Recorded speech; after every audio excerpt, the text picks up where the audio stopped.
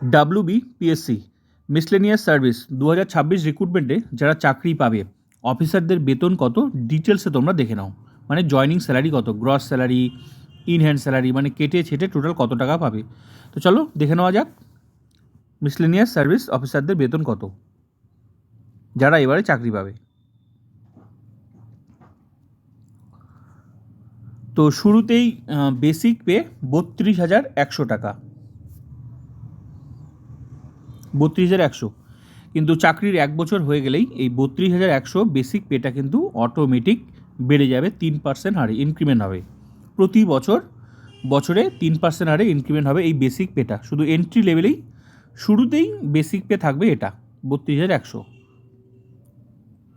1 বছর হয়ে গেলে নির্দিষ্ট সময়ে ও 3% বেড়ে যাবে প্রতি বছর। এবার আসি ডিয়ারনেস অ্যালাউন্স। এখন 18%, 4% ঘোষণা হয়েছে, এখনও জিও কিন্তু বার হয়নি। তো অবশ্যই যখন 4% বাড়বে তখন এই 18-র সাথে 4 যোগ করে কী বলে এই বেসিকের পার্সেন্টেজ বার করলেই বেরিয়ে যাবে। তো যেটা আছে আমি সেটাই দেখাচ্ছি। তো ডিয়ারনেস অ্যালাউন্স 18%, বেসিকের 18%। তো মনে রাখবে যখন ডিএ বাড়বে তখন কিন্তু স্যালারি বাড়বে। তো এখন যেটা 18% আছে আমি 18%ই দেখাচ্ছি। তো বেসিকের 18% যা হবে বেসিকের। তো এখন 18% বেসিকের টাকাটা হচ্ছে 5,778 টাকা। আবার যখন 4% দেবে, 18-র সাথে 4 যোগ করে 22, এই বেসিকের পার্সেন্টেজ বার করলেই হয়ে গেল। তো যেটা আছে আমি সেটাই দেখাচ্ছি, এখনও 4%-এর জিও বার হয়নি। তো আশা করি তোমরা চাকরিতে জয়েন করার সময় এই 4% পেয়ে যাবে।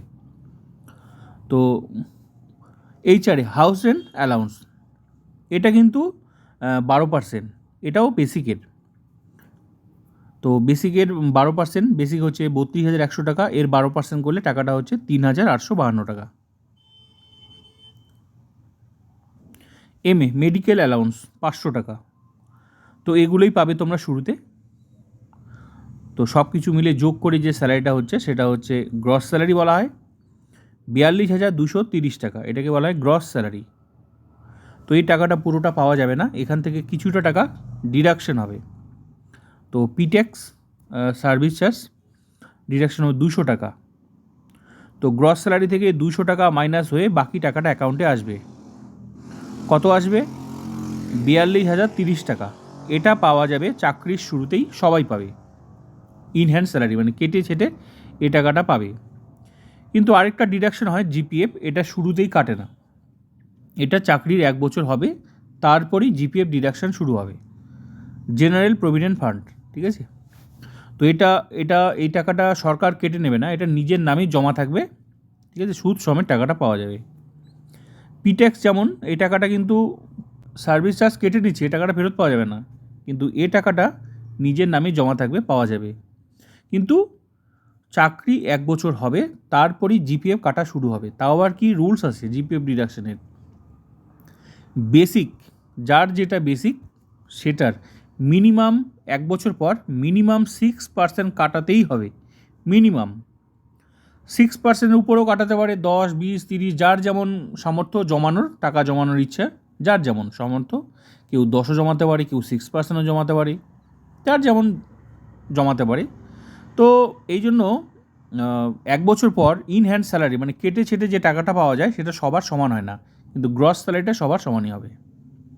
কারণ কেউ বেশিও জমাতে পারে, কেউ কমও জমাতে, কেউ মিনিমামটা জমাতে পারে, কিন্তু বেসিকের 6%ই কাটাতেই হবে, এটা মিনিমাম, তার বেশিও কাটানো যেতে পারে কিন্তু 1 বছর পর। আবার এদিকে গল্প আছে, আবার বেসিক আবার প্রতি বছর আবার ইনক্রিমেন্ট হবে।